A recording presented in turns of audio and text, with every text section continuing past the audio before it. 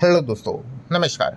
इस एम के चैनल में मैं आप सब लोगों का दिल से बहुत बहुत स्वागत करता हूं। सो दोस्तों, जैसे कि आपको पता ही है, क्वार्टर 1 का सीजन जारी है। बहुत सारे कंपनी के नंबर आ रहे हैं एंड कुछ कंपनीज के नंबर का इंतजार हर कोई करता है। उसमें से एक कंपनी है जियो फाइनेंशियल सर्विसेज। कुछ साल पहले ये कंपनी कोई अलग से लिस्टेड तो थी नहीं, रिलायंस के अंदर ही हमें इस कंपनी मतलब का कारोबार देखने को मिलता था। फिर बाद में रिलायंस ने डिसाइड किया कि चलो इसको डीमर्ज कर देते हैं और अलग से लिस्ट करवा देते हैं।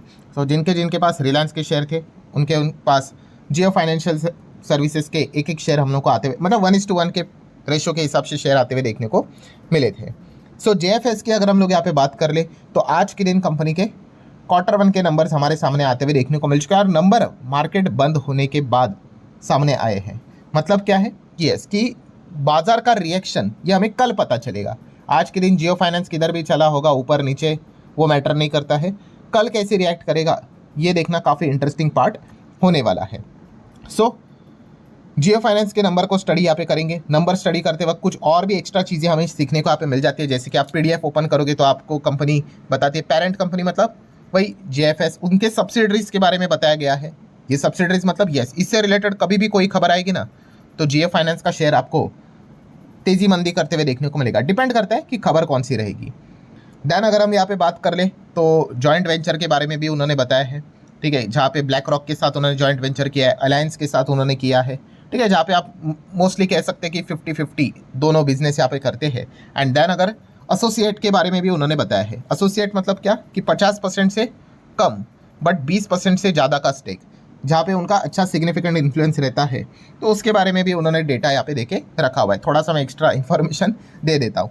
चलिए अब आ जाते हैं दोस्तों सबसे इंपॉर्टेंट चीज़ की ओर, जियो फाइनेंस के नंबर। तो कंसोलिडेटेड नंबर्स को हम लोगों ने यहाँ पे ओपन कर लिया है। जितने भी फिगर्स है सारे के सारे करोड़ों में ही सारे फिगर्स यहाँ पे होना चाहिए। ऐसा रूल ही आना चाहिए कि सारे मतलब फिगर करोड़ों में करो या फिर मिलियंस में करो या फिर लैक्स में करो।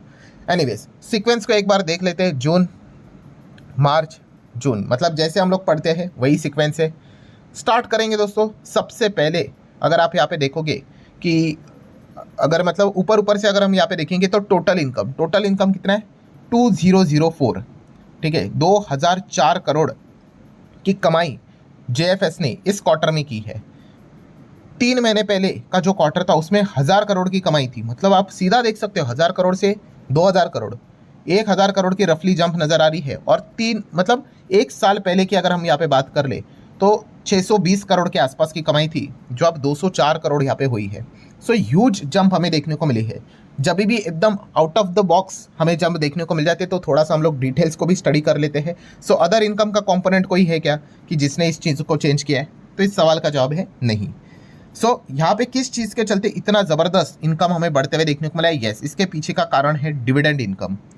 डिविडेंड एक ऐसा इनकम है जो कि जियो फाइनेंस की अगर बात कर ले तो हर क्वार्टर में नहीं होता है। आप यहाँ पे देख सकते हो इस क्वार्टर में 508 करोड़ से ज़्यादा का डिविडेंड इनकम है, जो कि आप देख सकते हैं पिछले क्वार्टर में नहीं था, उसके पहले के भी क्वार्टर में नहीं था। तो बाय डिफ़ॉल्ट हम यहाँ पे कह सकते हैं कि इस वक्त का तो इनकम तो बढ़कर आएगा ही आएगा। बट फिर भी अगर हम यहाँ पे बात कर ले दोस्तों, तो भी चलो डिविडेंड इनकम को हम हटा देते हैं एक सेकंड के लिए, बाकी चीज़ों को देख लेते हैं। जैसे कि इंटरेस्ट इनकम आप देख सकते हो 961 करोड़ है, जो कि लास्ट टाइम था 642 करोड़ और उसके पहले 362 करोड़। मतलब यहाँ पे भी क्वार्टरली ईयरली जंप है। देन अगर हम यहाँ पे बात कर ले तो फीस कमीशन अदर सर्विसेज तो 324 करोड़, 221 करोड़, 53 करोड़, तो यहाँ पे भी क्वार्टरली ईयरली अच्छी जंप है।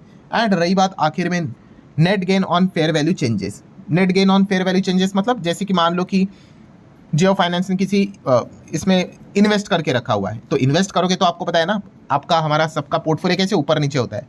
तो जब नंबर बना रहे थे तब पोर्टफोलियो कितने पे था, तो 209 करोड़ का फायदा नजर आ रहा था। नेट गेन की बात कर ले तो लास्ट टाइम 154 था, उसके पहले 196 था। मतलब क्या, यहाँ पे भी क्वार्टरली ईयरली जंप है। सो नो डाउट कि यहाँ पे डिविडेंड इनकम के चलते यहाँ पे टोटल इनकम जबरदस्त बढ़ा है, 508 करोड़ से बढ़ा है। बट फिर भी अगर हम यहाँ पे डिविडेंड इनकम को माइनस कर दे एक सेकंड के लिए, तो भी हम यहाँ पे कह सकते कितना है, 508 है ना, तो आप देख सकते हो मोटा मोटी ये 1500 करोड़ के आसपास आ जाएगा। ठीक है, अगर टोटल इनकम की बात करें 508 है ना, उसको अगर हटा दे तो भी आप देख सकते हैं लास्ट टाइम ये 1000 करोड़ था और उसके पहले 619-20 करोड़ था। मतलब पॉइंट क्या है, ये जो फर्स्ट पार्ट है इसको मैंने इतना डिटेल में कवर मैंने क्यों किया कि डिविडेंड इनकम के चलते बड़ा तो ज़रूर है, बट अगर हम उसको इग्नोर भी कर दे स्टिल यहाँ पे क्वार्टरली ईयरली जो इनकम है, जो कमाई है, जो रेवेन्यू है, वो जेएफएस का काफ़ी अच्छा बढ़ते हुए देखने को मिला है। सो ठीक है, अब क्या यहाँ पे काम खत्म हो गया? बिल्कुल भी नहीं भाई, ये तो इनकम की बात हो गई। इतना कमाई करने के लिए खर्चे कितने किए वो देखना इंपॉर्टेंट चीज़ है। ऐसा नहीं 100 की कमाई 200 का खर्चा तो बेड़ा गर्क हो जाएगा। सो टोटल खर्चा आप यहाँ पे देख सकते हो, लिखा हुआ है कंपनी ने 1000 करोड़, लास्ट टाइम 700 करोड़, मतलब 720 था, 260 करोड़ था। तो चलो इनकम से खर्चा यहाँ पे घटा देंगे तो हमें क्या मिलेगा? प्रॉफिट बिना किसी टैक्स का। तो चलो टैक्स को भी माइनस कर लेंगे, एनपीबीटी पढ़कर क्या ही करेंगे। तो टैक्स कट करने के बाद फाइनल क्या मिलता है हमें? एनपीएटी या फिर प्रॉफिट फॉर द पीरियड और द ईयर। तो ये कितना है? तो ये प्रॉफिट आपको हर न्यूज़ चैनल, आर्टिकल, हर जगह पे देखने को मिलेगा, जो है 830 करोड़ के आसपास। लास्ट टाइम कितना था? 272 करोड़, और एक साल पहले ये कितना था? 325 करोड़, राउंडेड ले लेते हैं। सो क्लियर कट हम देख सकते हैं 325 को भी डबल करोगे तो 300 का डबल 600, 25 का डबल 50, 650, एंड यहाँ पे आप देख सकते हो 830। तो क्लियर कट डबल जंप, या मतलब more than double jump, and यहाँ पे 272, एंड आप देख सकते हो 830। मतलब क्वार्टरली ईयरली ज़बरदस्त परफॉर्मेंस हमें देखने को यहाँ पे मिला है। बार बार मैं याद दिलाऊंगा, नो डाउट डिविडेंड इनकम के चलते काफ़ी मदद यहाँ पे हुई है, बट अगर हम उसको स्किप भी कर दे तो भी क्वार्टरली ईयरली जो परफॉर्मेंस है उसमें हमें जंप ही देखने को मिला है। देन जिस प्रकार से आपका नेट प्रॉफिट होगा उसी हिसाब से आपका अर्निंग पर शेयर भी होगा, क्योंकि फॉर्मूला में वही चीज़ आती है, अनटिल एंड अनलेस कोई कॉर्पोरेट एक्शन ना हो जाए। तो ईपीएस आप देख सकते हो कितना है? 1.27, जो कि 3 महीने पहले था 0.43, और उसके पहले कितना था? 0.47, मतलब पॉइंट में चलने वाला, ठीक है, जो ईपीएस था, ठीक है, 50 पैसे के आसपास वाला ये जो ईपीएस है वो आप देख सकते हो ₹1.25 तक हम लोगों को जाते हुए देखने को मिल चुका है। सो बॉटम लाइन यही है दोस्तों कि क्वार्टरली बात कर ले, ईयरली बात कर ले, जेएफएस के नंबर में मैसिवली हमें जंप नज़र यहाँ पे आ रही है। परसेंटेज में देखोगे तो ऑलमोस्ट 200% की जंप आपको यहाँ पे नज़र यहाँ पे आ जाएगी। यहाँ पे देखा गया तो 195, प्रॉफिटेबिलिटी को कंपेयर कर दे तो 200% का क्लियर कट जंप देखने को यहाँ पे मिल रहा है। देन दोस्तों यहाँ पे आ जाते हैं, थोड़ा सा कंपनी का सेगमेंट वाइज परफॉर्मेंस भी देखेंगे। सेगमेंट वाइज मतलब जो कंपनी कमाई करती है, ठीक है, वो कहाँ से आती है वो भी जानना तो इंपॉर्टेंट बात रहती है। तो आप यहाँ पे देख सकते हो, इन्वेस्टिंग एक्टिविटी की अगर बात कर ले, ठीक है, तो 981 करोड़, 321, 338, तो क्लियर कट जंप है। देन लेंडिंग की अगर बात कर ले, 698, 536, 251, तो यहाँ पे भी क्वार्टरली ईयरली जंप है, ठीक है। देन अदर इनकम की भी अगर बात कर ले तो 357, 200 का रेंज, 65 का रेंज।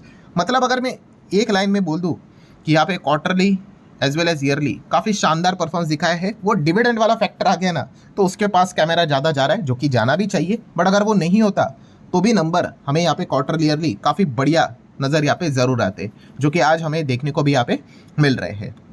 देन अगर देखा गया दोस्तों तो कंपनी के इसके पहले के जितने भी क्वार्टरली नंबर थे, पिछले 5-10 जो भी नंबर थे, उसमें आप देख सकते हो जो ईपीएस था, जो इस वक्त का 1.27 है, इतना ईपीएस अभी तक हमें कभी भी देखने को नहीं मिला है। हाईएस्ट जो था वो आई गेस 1.09 था, उसके पहले 1.08 था, उसके पहले 1.05 हमें देखने को यहाँ पे मिलता था। इस वक्त 1.27 हमें देखने को यहाँ पे मिला है। अगेन इसमें भी डिविडेंड का बहुत बड़ा कंट्रीब्यूशन है, बट ओवरऑल अगर देखा गया तो वो चीज़ उनके रेवेन्यू फ्रॉम ऑपरेशन में ही आएगी, ठीक है, वो अदर सेगमेंट में हमें देखने को नहीं मिलता है।